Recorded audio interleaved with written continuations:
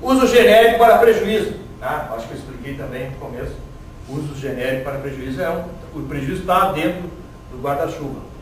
O sujeito imaginou uma situação que ia ter bastante aproveitamento, bastante gente ouvindo, que ia poder tirar o máximo proveito de um curso e não teve. Então, ele está tendo um prejuízo.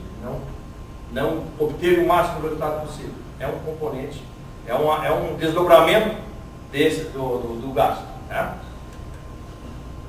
Bom, agora, pessoal, nós temos que pensar que o trabalho de custo exige processamento, exige coleta, pressupõe estruturação. Tá? Então, o processamento de cálculo pode ser complexo. Se não houver sinergia, se não houver foco, pessoal interessado, procurando trabalhar nele, coletar os dados, levar a sério a busca das informações. E claro, se não houver mobilização, sinergia, vamos ter um cálculo mais complexo, mais demorado, menos proveitoso. Bom, o sistema informatizado integrado, hoje em dia não se faz nada praticamente sem isso. Nós temos que contar com sistemas informatizados integrados. Facilita muito o trabalho. Facilita muito o trabalho.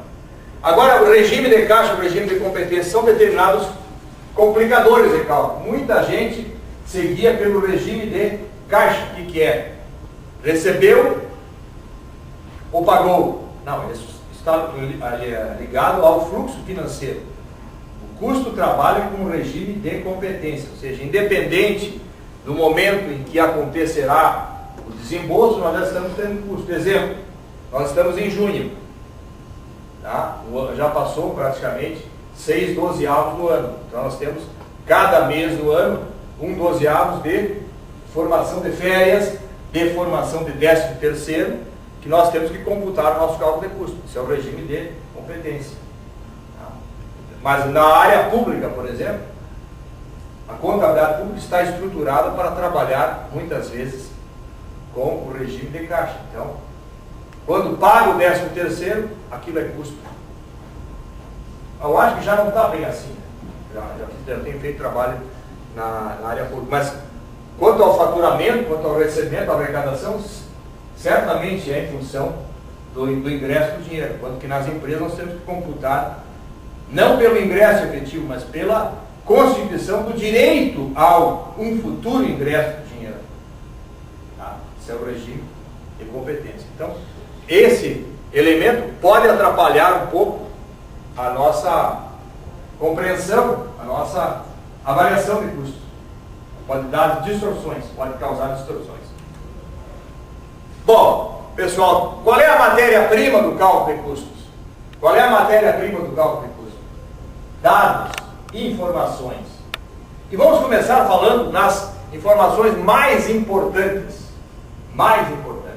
Uma delas é o próprio faturamento, com N aberturas. O faturamento é contabilizado, mas nós temos que pensar no faturamento diário, no faturamento por cliente, por produto, por vendedor, por região, por segmento de negócio. Então, esse dado, essas aberturas são muito importantes. A composição física, quantidade que nós vendemos, e o valor que nós vendemos. Tá? E os insumos operacionais. O que significam insumos operacionais? Talvez numa fábrica é a parte mais complexa. Tá? E a avaliação de custo é a determinação do tempo de fabricação do produto, por exemplo. Isso é um insumo operacional. Insumo operacional seria assim um sinônimo equivalente ao grau de complexidade de fazer um produto. Quanto é a complexidade para fazer um produto? Eu sempre cito o caso. Vai fazer um vestido de noiva? Claro que uma fábrica não vai fazer um vestido de noiva e ao mesmo tempo vai fazer bermuda. Não é tão assim polivalente. Né? Geralmente vão ser especializados em alguma coisa. Mas no extremo, no limite, ela poderia fazer um vestido de noiva levando 5 dias. E uma bermuda talvez levando 1 hora, 1h30. Tá? Processo contínuo. Então, tem uma complexidade muito grande, uma diferença muito grande em termos de complexidade, e isso precisa ser dimensionado para efeito de cálculo de custos. E também a quantidade processada. Porque a quantidade processada vai nos dar o cálculo de custo do produto, bem como vai nos permitir avaliar os estoques. Antes eu falei que enquanto que o produto não estiver vendido, e ele estiver sendo fabricado, nós ainda estamos, não estamos pobres, não ficamos mais pobres, estamos gerando um produto que é um estoque, que é um ativo. Claro, se ele poderá ser um ativo com um custo muito elevado, isso depois pode inviabilizar o ganho lá na frente, quando eu vender. Mas ele está dentro da empresa, ele ainda nos pertence. Olha, se eu produzir demais, o produto é obsoleto, estragado, sei lá o que, ninguém mais quer aquele produto, um dia ele vai se tornar um prejuízo, vou ter que dar baixa. Mesmo que eu não vender, reconhecer o prejuízo. Mas a quantidade vai interferir, entre outras coisas, entre outros objetivos, para avaliar os estoques. Então, imagina então uma fábrica grande. Apesar de toda uma filosofia que existe no sentido de ter um estoque mínimo, né, vem lá dos japoneses, de Sentai, etc., Kanban, sempre, fatalmente, nós vamos ter no final do mês algum estoque de produto em fabricação ou produto pronto. E isso precisa ser avaliado. Para ser avaliado, nós temos que comprovar que ele existe. E em que local ele se encontra, em que fase se encontra, que setor ele se encontra. Então temos que ter a contagem das quantidades em estoque, ou semi-fabricadas ou prontas. Tá? Isso é um princípio importante, até mesmo exigido pela legislação para comprovar que o estoque vale tanto, ou que o custo do produto vendido é tanto. Certo? Então temos que ter essa informação. Essa é uma informação capital. E não é tão fácil de obter. Depende da empresa. Pode existir qualquer empresa de implementos agrícolas, vocês conhecem, qualquer uma que passar na cabeça de vocês. Elas têm 15, 20 mil diferentes peças que ela utiliza por mês. Algumas delas vindas de fora. Pneu, não vai fabricar o pneu, mas ela usa o pneu.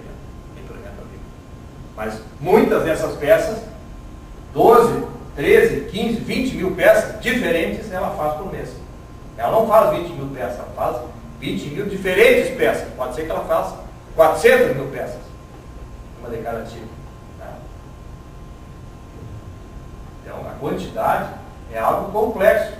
Até porque se houver uma produção errada de determinada peça, o produto está lá na montagem, está no fim, está para ser entregue, o cliente pedido que tem que colher lá no campo e não está sendo entregue o produto, faltou uma pecinha. Isso acontece. Então, tem que haver um controle sobre o refúgio, onde é que o pessoal matou as peças, como se diz, refugou as peças, estragou a peça e escondeu. Será que não escondeu? Se a empresa é grande, pode acontecer isso? Pode acontecer isso. Empresa, vocês pensam que era organizada, mas não é o suficientemente organizada, né? Ela tem 600 funcionários, mas ainda pode não estar suficientemente organizada e não ter essa informação. E essa informação não aparecer que não sabe. E a empresa não ficar sabendo aonde que aconteceu esse refúgio. Por quê? Quem foi o causador? E por que a peça lá não sai tantas máquinas no final de cada dia, conforme é necessário, conforme a pressão que vem do campo. Falei empresa do primeiro, vem do campo sobre a empresa. O agrobusiness é muito dinâmico. Nós estamos aqui no estado que vive o agrobusiness, não esqueçam disso. Então, implemento agrícola vive diretamente da necessidade fábrica, né? Diretamente da necessidade de produzir com qualidade, pontualmente, entregar, descobrir onde é que está a falha, corrigir a falha, entregar a peça, não haver recall, não haver reclamação do cliente, e senão depois ele vai perder cliente na frente. E isso acontece. Então, a quantidade é um dado importantíssimo. Inventa-se muita coisa para código de barra, ainda não sei se funciona bem para fazer montagem, não é tão fácil assim. Código de barra, pesagem, contagem por pesagem, pega uma determinada peça, faz uma amostragem, tem o peso médio, aí bota um tonel ali, sabe qual é o peso do tonel, divide pelo peso unitário, chega na quantidade. Tudo isso ajuda, mas tem que funcionar o controle, a mobilização, a sinergia e até mesmo o sistema informatizado que nós falamos. Tudo isso tem que funcionar, porque senão para a linha de montagem. Se parar a linha de montagem, nós já temos um problema. Não produzimos o que tínhamos que produzir. Nós temos um pouco de ociosidade. Tranca aqui, tranca ali, nosso cálculo é justo. não fica de acordo com aquilo que nós pensávamos que ele ficaria. E a empresa não tem o desempenho econômico que ela desejava ter. Ou ela vai sofrer pedradas depois do seu resultado. O cliente vai deixar de comprar dela. Entendeu?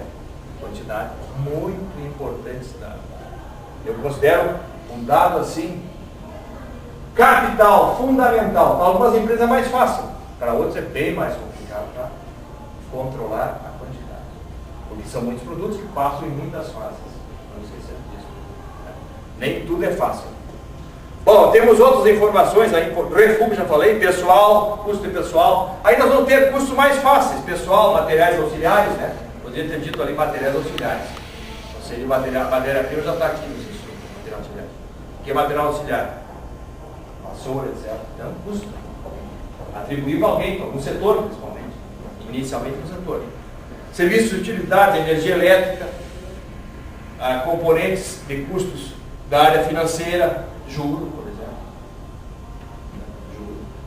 Tem o juro que diz respeito ao giro, pelo prazo para receber, prazo para pagar, prazo de estocagem. Mas tem juro relativo ao imobilizado. Para quem que eu vou botar esse custo? Na máquina que eu imobilizei, que eu comprei, que beneficiou determinado setor. Foi lotado em determinado setor. Bom, e controles internos de serviços de apoio. Por exemplo, a manutenção de uma empresa vai, consequentemente, sabe disso, consertar máquinas. Para consertar máquinas, nós temos que marcar tempo, apontar tempo. Na teoria, bonito. Na prática, muito complicado. Vamos falar a verdade, o pessoal da manutenção não costuma gostar de colaborar nos apontamentos. Não estou generalizando, estou dizendo que não costuma. Vai ter exceções. Mas tem gente que resiste a isso.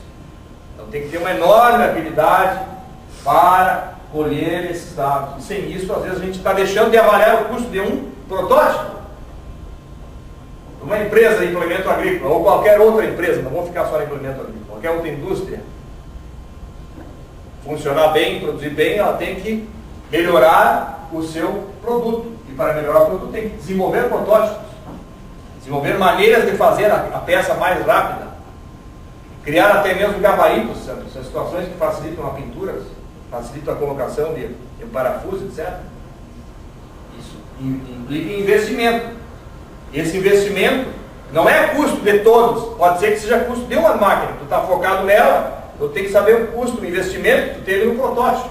Para isso tem que saber o custo de material que vai no protótipo, ou na ferramenta, e o tempo de trabalho. Então tem que pensar, quantidade de tempo, material, vem antes de tudo o cálculo de custo. Significa, faz a diferença em termos de aceleração, de obtenção de bons resultados, ou resultados mais rápidos para o cálculo de custo, para o sistema de custo.